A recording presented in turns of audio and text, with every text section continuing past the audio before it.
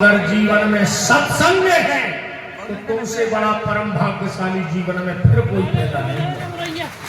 पैसा हो, स्वस्थ हो और सत्संग हो। बिना सत्संग के ये जीवन बेकार, बिना सत्संग के ये जीवन बेकार।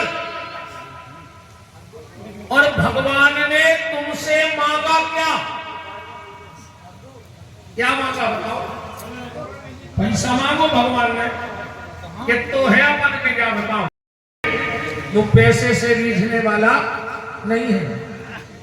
बुद्धि, हनुमान जी जैसे दुनिया के सबसे बड़े बुद्धिमान दो ही टाइम सलूट मार में जाते, चौकीदारी कर रहे हो दरवाजे पर, तो बुद्धि भी नहीं चल रही।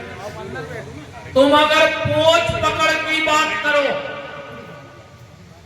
तो दुनिया के सबसे बड़े नेता को नाम है नारद। नारद से बड़ा आज तक कोई नेता नहीं हुआ, और वो भी 6-6 महीना खड़े रहे, हाथ जोड़े होते। भगवान ने आपसे अगर कुछ मांगा तो समय मांगा है। भगवान कहते तुम हमें समय दो, और भगवान तो अच्छे में समय मांग रहा हो तुमसे। हमें अच्छे में समय दो, जब तुम्हारा खराब समय आए तो भगवान के फिर हम तुम्हें अपना समय दे हैं तो तुम्हारे समय थोड़ा अच्छा। तो जनता चुनती है, वो विधानसभा और लोकसभा में बैठता है, और जिसको हनुमान जी चुन लेते हैं वो सत्संग की सभा में आके बैठ जाता है। तुम लोग भी चुने हुए लोग बैठे हो, हनुमान जी ने चुना है, तो भगवान को समय दो। भगवान तुम्हें अच्छा समय देगा। और यहां दुनिया में सिर्फ समय बलवान है, न कोई गुंडा आए दुनिया में। गुंडा है दो चीजें, एक लोटा पानी और 4 रोटी, यह गुंडा।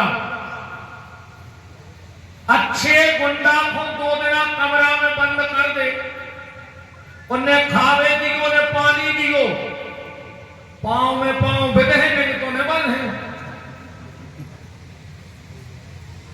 हमारे तरफ कहावत चलती है कि पेट में परी चून की सो ओरन लगी दून की। यहां कोई बलवान नहीं होता प्यारे। अपन कहते उनके संगे 200 आदमी परमानेंट, उनके संगे 500 आदमी परमानेंट, उनके संगे 5000 आदमी परमानेंट, को के संगे को नहीं है। तो जब भीड़ काय की आए, जब भीड़ आए समय की, अब समय अच्छो चल रहा है तो 50 आदमी आगे पीछे फिर रहे, और जो अंदर समय करवटा ले है तो घर के नहीं चीनते आए, फिर इन आदमों की को छोड़ दो। समय अगर भगवान ने तुम्हें दिया है तो कोशिश करना कि उस समय का सदुपयोग हो जाए। और समय का सदुपयोग कैसे होगा? बोले भगवान के नाम जप से। नाम जप करते रहो, जितना अधिक से अधिक हो उतना नाम जप करो, जितना अधिक से अधिक हो उतना नाम जप करो। पर नाम जप में भी सावधानी रखियो, ऐसे नाम जप से कच्छू नहीं होए। दिन भर जय श्री राम, जय श्री राम, और दिन डूबो सो 250 ग्राम। अब क्या करें जय श्री राम? अच्छी मतलब न करे ऐसे जय श्री राम से। हरे राम हरे, और घर में मुर्गा दारू धरे। अब क्या करें हरे राम हरे?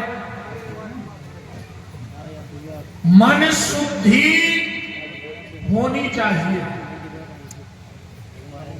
भजन में सबसे पहली शर्त है मन की शुद्धि। अब अबे जेदी दिल को 4 बजे से लगी उनके शंकर जी धार्मिक है, आधे गांव की माटी धरते ही उनके बोले आते घर की सास प्यासी मर रही, तुम मुंसरा से तो माटी को ले आ रहे, बताओ। मंधरो है तारिया तो पूज रही हो बारिया, पूरे गांव को धागा लपेटता हुए तुम और नेता की बारी होना बढ़ने पा रही होंगे। हरे राम। बीचों में एक कुआ खोदो तो आज को भजन बता रहे कि कैसे हो रहा हो। बीचों बीच एक कुआ खुदा था और पूरे गांव में एक ही साधन था पानी पीने का। पूरे गांव के वो इस पानी पियते। एक बार का भाव 4 कुत्ता लड़े, वो लड़त तो कुआ में गिर गए और 4 ही मर गए। अब भी सड़ गए। गांव में पानी की त्राही मच गई। जैसे कहीं पानी था ही नहीं। गांव के लोगों ने कही अब क्या करो जाए, तो जंगल में एक महाराज जी रहते, उनके पास गए। बोले महाराज गांव में बड़ी दिक्कत बन गई पानी की, क्या करें हम लोग। महाराज जी बोले एक काम करो, कुआ करवाओ खाली, में एक टैंकर डालो नर्मदा जल, थोड़ा सा डाल दो गंगा जल, 11 गोमती चक्र, 9 कन्याओं के चरण धुला के वो जल, सालक राम जी के स्नान को जल और तुलसी के पत्ता डाल दे और गांव भर के पानी पीने लगो। गांव के लोग आए, जैसा जैसा महाराज जी ने बताया था वैसा वैसा पूरा विधान किया। अब एक दिन बाद गांव के फिर पहुंचे महाराज जी के। बोले महाराज जी आपने जितना बताया था हमने उससे डबल किया, पर कुआ में पानी में से बांस नहीं जा रही। महाराज जी बोले काहे रे, वे कुत्ता फेंके थे कि नहीं। बोले बे नहीं फेंके, तुमने कही नहीं हती कि कुत्ता फेंक दी दो। अब बताओ तुम कितना नर्मदा जल डाल दे, कितना गंगा जल डाल दे, जब तक वे कुत्ता ने फेंको तो वह बास चली जाए। वो कुआ आए जो शरीर, इनमें गंगा जल भी गिर लो, नर्मदा जल भी गिर लो, खूब तुलसी खा रहे, पर 4 कुत्ता जाके का भीतर ही बैठे। उनका नाम है काम, क्रोध, लोभ और मोह। जब तक भीतर ये 4 कुत्ते बैठे रहेंगे तब तक तुम कछु करत रहो,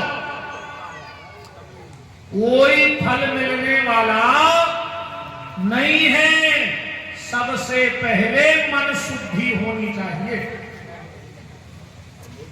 अब मन शुद्धि हो गई तो सब शुद्धि हो गई, फिर किसी चीज की आवश्यकता नहीं पड़ेगी। तुम जो बोल दोगे वो भजन बन जाएगा, तुम जो कह दोगे वो तुम्हारा रास्ता बन जाएगा। और उसके लिए मन साफ। आज मन साफ को है नहीं क्या, वो तो जो अच्छोरों के भगवान ने 4 काम बहुत सोच कर करे, न कुछ जाने का हो तो पहलो काम अन्न में घुन लगा दो। तो गेहूं घुनत ने हो तो गरीब आदमी भूखों मर जातो। ये बड़े बड़े आदमी कुआ खोद के पिसी गड़ाऊ तो साथ तेरी खो। उनको पता है कि 2-3 साल में तिलूला हो ही जे ऐसे बेच दे। तो गरीब आदमी को रोटी में मिलती खा ले दद्दा हर के मारे। दूसरो काम भगवान ने जो बहुत अच्छा करो कि मरने के बाद मुर्दा में बांस भर गई। और मरने के बाद आदमी बसा तो दे तो हर घर में 10-12 बप्पा धरे होते सूखे तो 10-12 डोकरेंगे। आदमी सुखा सुखा के सेल्फ पे जमा दे तो टेडी बियर खान कि 6 नंबर के बप्पा के 8 नंबर की बूढ़ी। अब तीसरा काम भगवान ने ये बहुत अच्छा किया कलयुग में कि को के मन की नहीं जाना। अच्छा तुम्हें पता है बगल वालों का सोच रहा हो तुम्हारे बारे में बैठो बैठो। अगर तुम जान जाते तो जब कथा बाद में होती महाभारत पहले हो जाता। अच्छी ठंड की रात में क्यों के मेहमान आ जाए एक गाड़ी भर के 2 बजी रात है। जब वे घंटी बजा अपन ने करके कहा के अरे यार बहुत अच्छा लगा। हम सोच ही रहे थे कि कल तुम्हें फोन लगे हैं बहुत दिन से याद भी आ रही थी। तो भीतर वालों करवा दी रात है मारो उठा लूंगा। मैं खुद सो रहा हूं मैं हमें सोन दे रहा। अब जा बात अगर रिश्तेदार जान जाए तो दूसरा छड़ी के चढ़ेगा। मन की शुद्धि सिर्फ सत्संग के द्वारा होगी। शिवरात्रि श्रावण का महीना चल रहा है और आप लोग समुद्री का निर्माण भी कर रहे हो। भगवान शिव कल्याणकारी देवता है, कल्याण प्रदान करने वाले शिव हैं।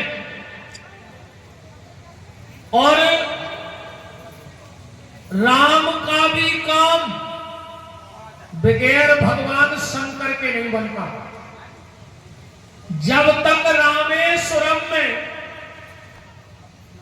शंकर जी की स्थापना नहीं कर ली तब तक रावण को नहीं मार पाए। वैसे रावण तो आज भी नहीं मरो।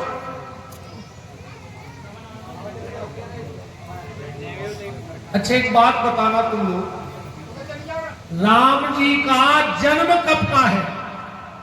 कौन तिथि में बहुत हो? कब भाई थे राम जी? रामनवमी को तो ही पता नहीं है।